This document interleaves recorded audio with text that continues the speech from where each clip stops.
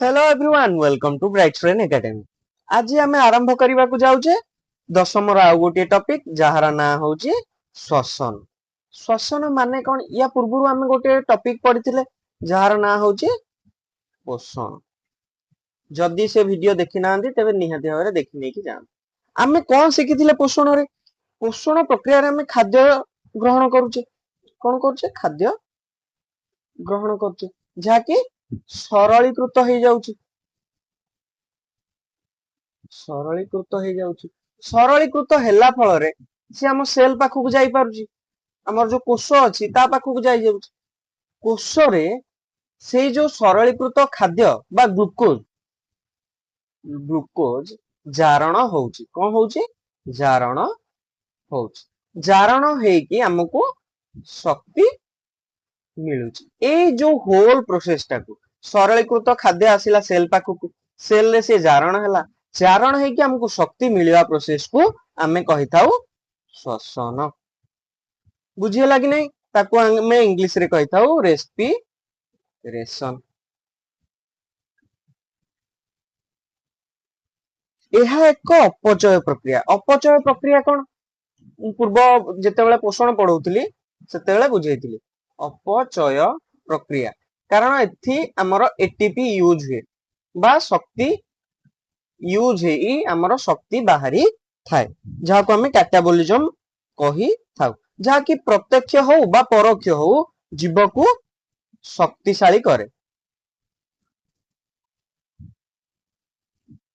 शक्तिशाली करे आउ जीवन धारण पाई साहाଯ୍ୟ करे।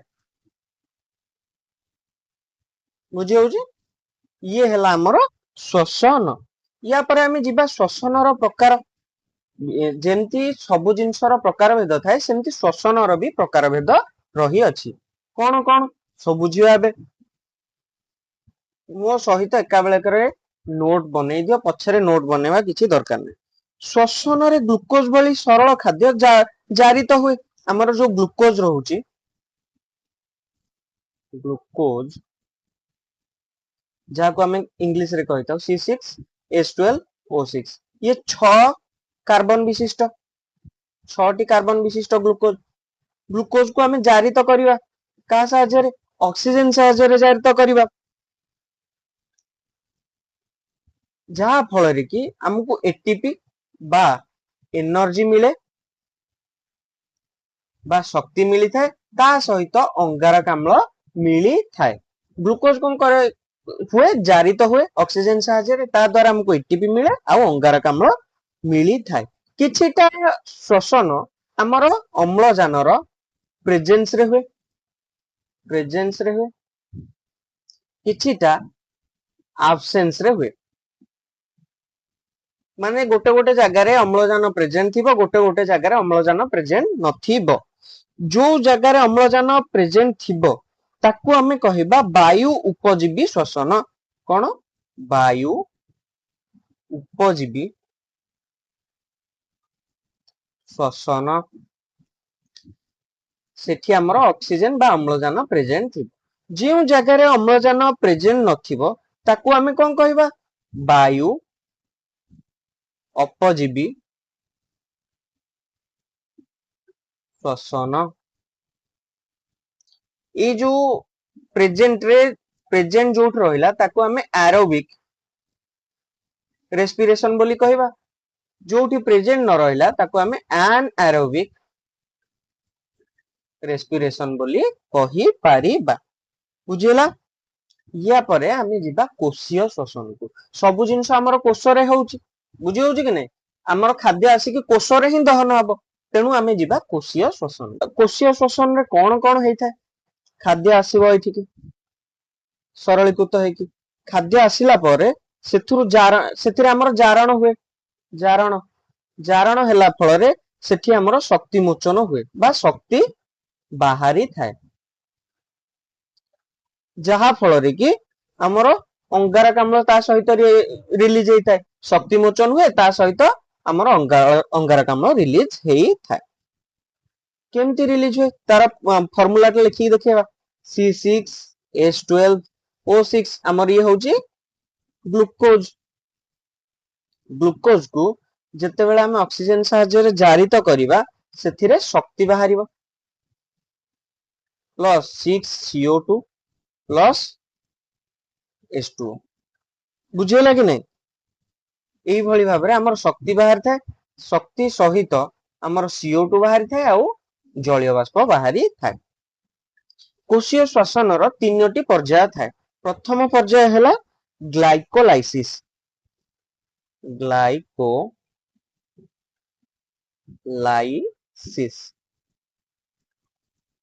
द्वितीय हैला साइट्रिक अम्ल चक्र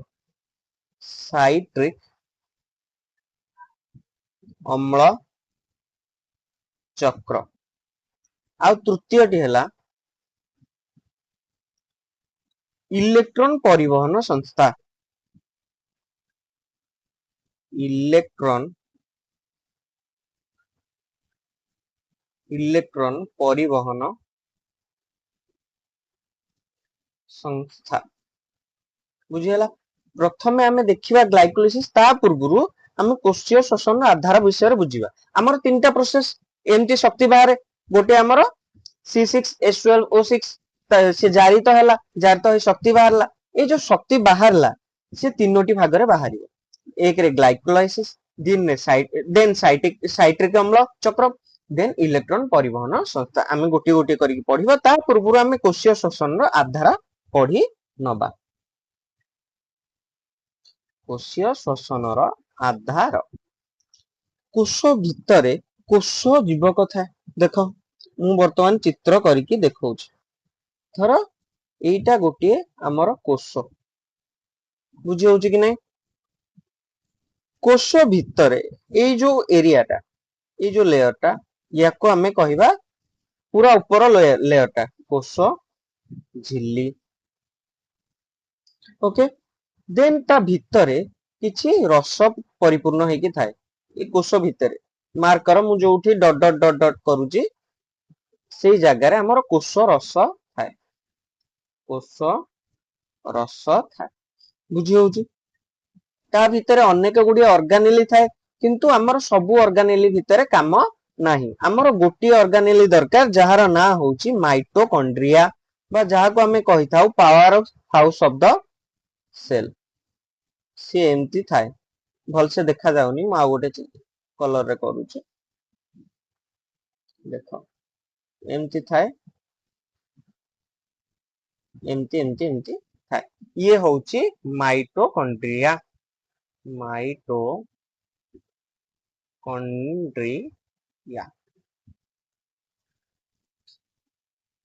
बुझियला कि नहीं माइटोकॉन्ड्रिया रा पुनी दीटी लेयर थाए बुझौछ आगे ए जो कोश बुझिले ता ऊपर बुझी नबा कोन आगे ए जो कोश चित्र कले ता ऊपर बुझी नबा कोश भितरे कोश जीवक थाए बा जहा को हमें साइटोप्लाज्म बोली कहि थाउ कोश भितरे कोन थाए कोश जीवक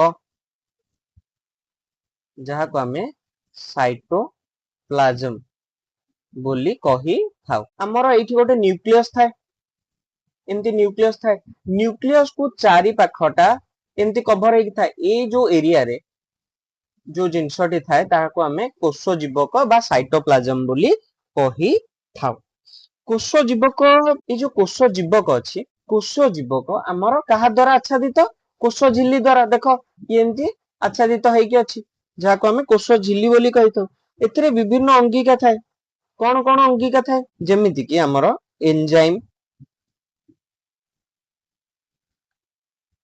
पोषक अणु इत्यादि रही थे हमर जो कोश जीवक रहिला कोश जीवक रे ग्लाइकोलाइसिस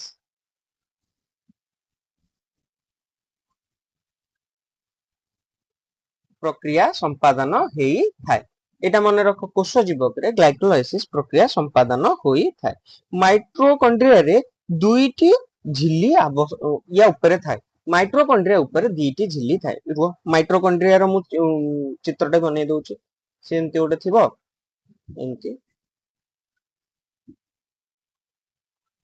माइटोकॉन्ड्रिया रे गोटे ऊपर झिल्ली थाए जोटा को हमें बही झिल्ली बोली कहि थाउ भितरे आउ गोटे झिल्ली थाए ताको हमें अंतः झिल्ली बोली कहू बुझिला माइटोकॉन्ड्रिया रे दीटी झिल्ली थाए आउ जो एई अंश गुड़िक रहिला को अंश गुड़िक मु अन्य कोनोसी कलर रे देखे दउछि एई अंश गुड़िक रहिला एई अंश गुड़िक रहिला ताको हमें मैट्रिक्स बोली कहू मैट्रिक्स मैट्रिक्स बोली हमें कही थाउ ये जो मैट्रिक ये जो हमर माइटोकॉन्ड्रिया भितरे हमर कोन कोन रहउछि माइटोकॉन्ड्रिया हमें कोष झिल्ली रे बुझिले वर्तमान हमें माइटोकॉन्ड्रिया रे बुझिबा अम्ल रही थाए एंजाइम थाए लिपिड थाए जहाँ को हमें फैट बोली कही थाउ प्रोटीन अणु थाए प्रोटीन अणु थाए हमें सबू लेखी लेखी पढ़ीबा द्वितीय झिल्ली अंत झिल्ली मैट्रिक्स भीतर को भांगी हो जाए देख ये जो द्वितीय झिल्लीटी अच्छी आमर अन्य कौन गोटे कलर देखा ये अंत भितर को एमती भांगी भांगी भांगी भांगी होकी जाए ठीक नहीं या को हमें कही थाउ क्रिस्टेई बा ओडिया रे हमें कही थाउ क्रिस्टी बुझिगला बुझिगला कि नहीं मैट्रिक्स रे हमरो साइट्रिक अम्ल चक्र होता है ये जो मैट्रिक्स रहिला ये जो जगह सब ये जगह रे हमरो मैट्रिक्स रे साइट्रिक साइट्रिक अम्ल साइकिल होई थाए आमे गोटे जिंस पढ़ले कोष जीवक रे ग्लाइकोलाइसिस होई थाए आ मैट्रिक्स रे साइट्रिक अम्ल साइकिल होई थाए दुईटी जिंस मन रहइबो हां वर्तमान आमे जिबा ग्लाइकोलाइसिस को ग्लाइकोलाइसिस कोष जीवक रे ग्लाइकोलाइसिस प्रक्रिया होई थाए आमे एबे बुझिले हां कि नै एही प्रक्रिया रे ग्लूकोज विघटित होईटी ए प्रक्रिया रे ग्लूकोज ग्लूकोज दीटी प्रक्रिया रे गोटे प्रथम आ गोटे द्वितीय प्रक्रिया रे विघटित हुए विघटित होई थाए प्रथम प्रक्रिया रे ग्लूकोज हमर केते 6 कार्बन विशिष्ट C6H12O6 जोटा को हमें ग्लूकोज बोली कहि थाउ ग्लूकोज कोन हुए एटीपी ग्रहण करे एटीपी ग्रहण करी कि कोन हबो उत्तेजित हेई दुईटी भांगी जीवो उत्तेजित हेई भांगी जीवो दुईटी 3 कार्बन विशिष्ट सरल सरल शर्करा रे परिणत हबो ठीक अछि हमर ग्लूकोज अछि ग्लूकोज टी एटीपी को ग्रहण करके दुईटी कार्बन 3 कार्बन विशिष्ट दुईटी 3 कार्बन विशिष्ट सरल शर्करा रे परिणत हैला देन सरल शर्करा टी कोन हबो ध्यान दियो एठी कोन ये करिवो एटीपी ग्रहण करिवो प्लस NADH2 ए दुईटी ग्रहण करिवो NADH2 कोन मु सेटा बुझेबी ए दुईटी ग्रहण करिकि हमर दुईटी 3 कार्बन विशिष्ट पाइरुभिक अम्ल रे परिणत हेइ जे फर्स्ट ग्लूकोज थिला एटीपी ग्रहण कला एटीपी ग्रहण करिकि दुईटी 3 कार्बन विशिष्ट सरल शर्करा रे परिणत होला तापरे एटीपी आउ NADH2 ग्रहण करिकि दुईटी कार्बन विशिष्ट दुईटी 3 कार्बन विशिष्ट पाइरुभिक अम्ल रे परिणत हेइ गला ये थिला हमरो ग्लाइकोलाइसिस आमे वर्तमान जानिमा NADH2 कोन NADH2 यार फुल फॉर्म होची रिड्यूस्ड निकोटिनामाइड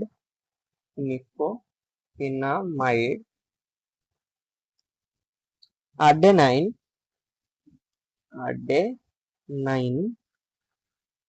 dinucleotide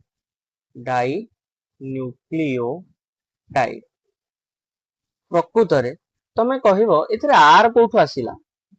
ଏଇ ଯୋଉ ଜିନିଷ ଆମେ ବୁଝୁଛେ ଏଥିରେ ଆର କୋଉଠୁ ଆସିଲା? ଯେ ରିଡ୍ୟୁସ ଲେଖା ହେଇଗଲା, ଏଚ ଯୋଉଠି ଲାଗିଯିବ ସେ ଆମର ରିଡ୍ୟୁସ ହେଇଯିବ। ତେଣୁ ଏଟା ପ୍ରଥମେ ଲେଖା ହେଇଛି ରିଡ୍ୟୁସ, ଏନ ରେ ନିକୋଟିନାମାଇଡ, ଏ ରେ ଆଡେନାଇନ, ଡି ରେ ଡାଇନ୍ୟୁକ୍ଲିଓଟାଇଡ। ବୁଝିଗଲା? ବୁଝିଗଲା କି ନାଇଁ? ଯଦି ବୁଝି ହେଇଛି ଗୋଟେ ଲାଇକ୍ କରିଦିଅ। ଏହା ପରେ ଆମେ ଯିବା କୋଷ ଜୀବକରେ ପାଇରୁଭିକ ଅମ୍ଳର ପ୍ରବେଶ। ଆମର ବର୍ତ୍ତମାନ ପାଇରୁଭିକ ଅମ୍ଳ ଆମେ ପାଇଗଲେ, ସିଏ ଯିବ ଆମର କୋଷ ଜୀବ, ଆମର ପାଇରୁଭିକ ଅମ୍ଳ ଯୋଉଟା କି 3 କାର୍ବନ ବିଶିଷ୍ଟ। ତାକୁ ଆମେ କଣ କରିବା? କୋଷ ଜୀବକକୁ ଏଣ୍ଟର କରେଇବା। କୋଷ ଜୀବକ କୁ ଏଣ୍ଟର ଆମେ କରେଇ ଦେଲେ। କୋଷ ଜୀବକରେ 3 ପ୍ରକାର କାର୍ଯ୍ୟ ଆମର ହେଇଥାଏ। କଣ କଣ ହେଇଥାଏ ମୁଁ ବର୍ତ୍ତମାନ ବୁଝେଇବି। କୋଷ ପରିବେଶରେ ଅମ୍ଳଜାନର ମାତ୍ରା ଅନୁଯାୟୀ ପାଇରୁଭିକ ଅମ୍ଳର ବିଭିନ୍ନ ପ୍ରକ୍ରିୟାରେ ପରିଚାଳନା ହେଇଥାଏ। 3 ପ୍ରକାର ପରିଚାଳନା ହବା। ଗୋଟେ ଜାଗାରେ ଆମେ କଣ କରିବା? ମୂଳରୁ ଅକ୍ସିଜେନ ଦବା ନାହିଁ, ଏଠି ଅକ୍ସିଜେନ ସମ୍ପୂର୍ଣ୍ଣ ଆମେ କଟ କରିଦବା। ଦ୍ୱିତୀୟରେ ଆମେ କଣ କରିବା? ଅଳ୍ପ ଅକ୍ସିଜେନ ଦବା। ତୃତୀୟରେ କଣ କରିବା? ସମ୍ପୂର୍ଣ୍ଣ ଅକ୍ସିଜେନ ସପ୍ଲାଇ କରି ଦବା। ବୁଝି ହଉଛି କି ନାଇଁ? ଫାଷ୍ଟ ଆମେ ଦେଖିବା ଯୋଉ ଜାଗାରେ ସମ୍ପୂର୍ଣ୍ଣ ଅକ୍ସିଜେନ ଅଭାବ ଥିବ ବା ଅକ୍ସିଜେନ ନଥିବ, ଅମ୍ଳଜାନ ଅନୁପସ୍ଥିତିରେ ବା ଶୂନ୍ୟ ଅମ୍ଳଜାନ, ଏଠି 0 ଅମ୍ଳଜାନ ଥାଏ। 0 ଅମ୍ଳଜାନରେ ଇଷ୍ଟ ଭଳି ଅଣୁଜୀବ, କିଏ? ଇଷ୍ଟ ଭଳି ଅଣୁଜୀବ। ଅଣୁଜୀବ କଣ କରିଥାନ୍ତି? ପାଇରୁଭିକ ଅମ୍ଳକୁ 2 କାର୍ବନ ଯୁକ୍ତ ଇଥାନଲରେ ପରିଣତ କରନ୍ତି। କଣ କରିବେ? ପାଇରୁଭିକ ଅମ୍ଳ ବା ଏସିଡ କଣ କରିବେ? 2 କାର୍ବନ ବିଶିଷ୍ଟ ଇଥାନଲରେ ପରିଣତ କରିବେ। ଇଥାନଲରେ ପରିଣତ କରିବେ। ଇଥାନଲରେ ପରିଣତ କରିଦେବେ। କିଏ କରିବ? ଇଷ୍ଟ କରିବ। ଏଇ ଯୋଉ ଜିନିଷ ଆମର ବେଭରେଜ ଇଣ୍ଡଷ୍ଟ୍ରି, ଯେମିତି ଆମେ କୌଣସି ଆଲକୋହଲ ହେଇଗଲା ସେ ଜାଗାରେ ଆମର ୟୁଜ ହେଇଥାଏ। ଏହି ପ୍ରକ୍ରିୟାରେ ଅଳ୍ପ ଶକ୍ତି ନିର୍ଗତ ହୁଏ। ଅଳ୍ପ ଶକ୍ତି ସହିତ କାର୍ବନ ଡାଇଅକ୍ସାଇଡ ନିର୍ଗତ ହେଇଥାଏ। ଇଏ ଗଲା ଆମର 0 ଅମ୍ଳଜାନ ପ୍ରେଜେନ୍ସ ରେ, ଯୋଉଠି ଆମେ ଟିକେ ସପ୍ଲାଇ ଦବା ଅମ୍ଳଜାନକୁ। ସେକେଣ୍ଡ ପର୍ଯ୍ୟାୟକୁ ଆସିବା। ସେଠି କଣ ହୁଏ? ପାଇରୁଭିକ ଅମ୍ଳ, ସେକେଣ୍ଡ ପର୍ଯ୍ୟାୟକୁ ଆସିବା। ପାଇରୁଭିକ ଅମ୍ଳ କଣ ହବ? ଲାକ୍ଟିକ ଏସିଡ ରେ ପରିଣତ ହବ। ଲାକ୍ଟିକ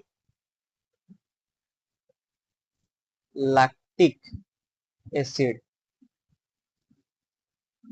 ଲାକ୍ଟିକ ଏସିଡ ରେ ପରିଣତ ହବ। ଏହା ପେଶୀ କୋଷରେ ଘଟିତ ହୋଇଥାଏ। ଆମର ଯୋଉ ମାଂସ ପେଶୀ ଥାଏ, ଏହା ମାଂସ ପେଶୀ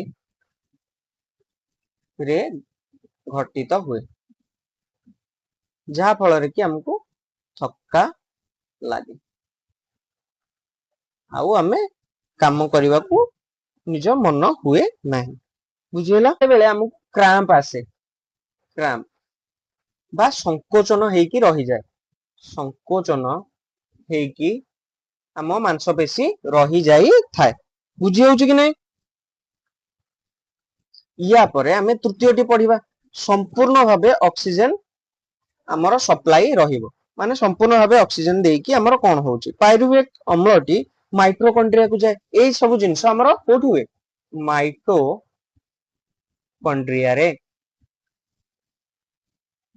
ଏଇ ସବୁ ଜିନିଷ ଆମର ମାଇଟୋକଣ୍ଡ୍ରିଆରେ ହେଇଥାଏ। ତା ଭିତରେ ବିଭିନ୍ନ ଜୈବ ରାସାୟନିକ ପ୍ରକ୍ରିୟା ମାଧ୍ୟମରେ ଶକ୍ତି ସଂଗଠିତ ହୁଏ ବା ଶକ୍ତି ଉତ୍ପନ୍ନ ହୋଇଥାଏ। ବୁଝି ହଉଛି? ଶକ୍ତି ସହିତ ତ ସମସ୍ତେ ଜାଣିଛନ୍ତି କାର୍ବନ ଡାଇଅକ୍ସାଇଡ ବି ରିଲିଜ ହେଇଯିବ। କାର୍ବନ ଡାଇଅକ୍ସାଇଡ ସହିତ ଆଉ କଣ? ଜଳ ବି ରିଲିଜ ହବ। ଏହାକୁ ବାୟୁ ଉପଜୀବୀ ଶୋଷଣ ମଧ୍ୟ କୁହାଯାଇଥାଏ। ଆମେ କଣ କରିବା? ୟାର ଗୋଟେ ସରଳ ଡାଇଗ୍ରାମ ବନେଇଦବା। ଆମର କଣ ହବ 3 कार्बन युक्त पाइरुभिक अम्ल